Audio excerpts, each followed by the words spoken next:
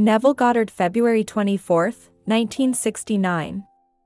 God became man. You are told that God became man that man may become God. You may think you are the man that God, as another, became, but I tell you, you are the God who became man, that man may become you. Because my visions which parallel Scripture are accurate, I can boldly say that what I have just told you is true. In the 82nd Psalm we are the speaker, speaking to ourselves, saying, I say, you are gods, sons of the Most High, all of you, nevertheless, you will die like men and fall as one man, O princes.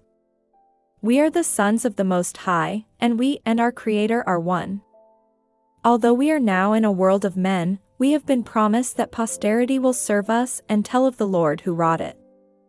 You and I actually became human, that humanity may become spirit, as we are. You are not a little worm that God became.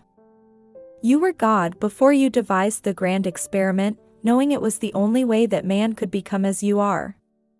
Reverse your thinking, think of yourself as God and you will have an entirely different feeling about becoming man. Although certain passages of Scripture are not understood on this level, their meaning will be revealed, for we made everything because we loved it. Then we became man/woman, to raise and glorify our creations. We had to completely forget our true being in order to assume our creation and raise it to our level. The 22nd Psalm begins with our cry of despair, my God, why hast thou forsaken me, but ends on this triumphant note. Posterity will serve him, men will tell of the Lord to the coming generation and proclaim that he has wrought it to those that are yet unborn. This is not referring to another generation, but to the gods who have not yet discovered they came down, assumed human nature, and then accomplished what they set out to do.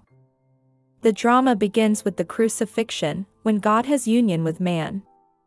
It ends with the resurrection, when God raises man to the level of himself. Everyone will be raised to that level, because we are the gods who came down. The 82nd Psalm begins, God has taken his place in the divine society, in the midst of the gods he holds judgment saying, Ye are gods, sons of the Most High, all of you, nevertheless, you will die like men and fall as one man, O princes. Dying in order to become man, we have assumed man's entire nature in order to raise man to the level of love, for in the end there is nothing but love. Look around and you will see what man has done, is doing, and is capable of doing, and you will see the nature we took upon ourselves to raise it to the level of infinite love. The crucifixion did not take place in the year 1 AD, but in the beginning of time. The Bible begins, in the beginning God. The word translated God is Elohim, which is a compound unity of one made of many. We are the gods who created the heavens and the earth. Many years ago I relived that event by fulfilling the 42nd Psalm. Taken chronologically, this psalm appears to have happened in 1000 BC, yet I remember when I became man. Hearing a voice in the depths of my soul proclaim I am God in the act of waking, I began to whirl in space and time. Then I felt myself being sucked into this crucifix. My hands were vortices, my feet vortices, my side a vortex and my head a vortex as I, life itself, became one with man. I was not man waiting for life, I was life which entered man. I took upon myself the cross that is man, to bear and raise it to the level of love. Everything, regardless of how horrible it seems to be, was made in love and must be raised to the level of love. 139 days after I awoke and rose from my tomb, God's only begotten Son, David, revealed me as his father. I did not become the father at that moment, I was always the father, but came down and took upon myself the cross that is man, to raise him to the level of fatherhood. Now, in the 10th verse of the 22nd Psalm we read, Deliver my life from the power of the dog. In the King James Version the Hebrew word yaqid is translated as my darling, and as my life in the Revised Standard Version. The word first appears in the 22nd chapter, the 2nd and 16th verses of Genesis, where it is translated as, my only son. That is what the word yaqid means in Hebrew. so we see that the psalmist was asking to deliver his only son from the power of the dog. And in the 16th Psalm, David speaks, saying, "Thou wouldst not leave my soul in hell." Here the word translated hell means uncovered, to disclose, to reveal, to take off the cover. In other words, do not leave me uncovered, but reveal me, that I, in turn, may reveal you, for the Father will never be known save through his Son, who must be uncovered. The night I kept my promise, I exploded, and my Son, he who had been concealed, was set free to reveal me as God the Father. I did not become God the Father, I was always he. I had purposely buried my Son with me while I played the part of man. And then I unveiled my Son so that he could reveal me as God the Father. The night I fulfilled the statement, "Deliver my only son from the power of the dog," I was possessed by a vision of two very handsome men standing at my side. They were about 40 years of age and were looking at my son, a lad about 12 or 13, with lust beyond measure. Then I reminded them of David's victory over Goliath, as I pointed to his severed head on a table before me. Leaning against an open door, my son was looking out on a pastoral scene, while I was seated at his right, in fulfillment of the statement, "Thou art at my right, so I shall always be saved." We are the gods who assumed human form. Now playing all the parts in the world, in time we will lift the part we are now playing up to our true self, who is God the Father. Before we descended, we were the Elohim who deliberately created the play, then we entered our creation to redeem it. Although this may seem arrogant, I know what I am talking about. Thomas Chansey, the editor of the Encyclopaedia Biblica, which is one of the most scholarly of all the higher criticisms of the Bible, questioned how God could have taken his place in the divine assembly, yet I know that when we agreed to descend and dream in concert, the one made up of the many proclaimed, "I say, you are gods, sons of the Most High, all of you, nevertheless, you will die like men and fall as one man, O princes."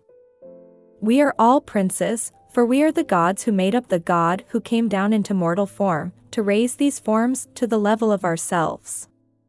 Man has completely reversed it. Today a prophetic book is all about mechanisms. More and better mechanics. Instead of plowing the field with a hoe, man now uses a tractor. Instead of a wheelbarrow, we use a missile to go to the moon. Man is making greater and greater mechanisms, but no one is telling of a lordlier humanity.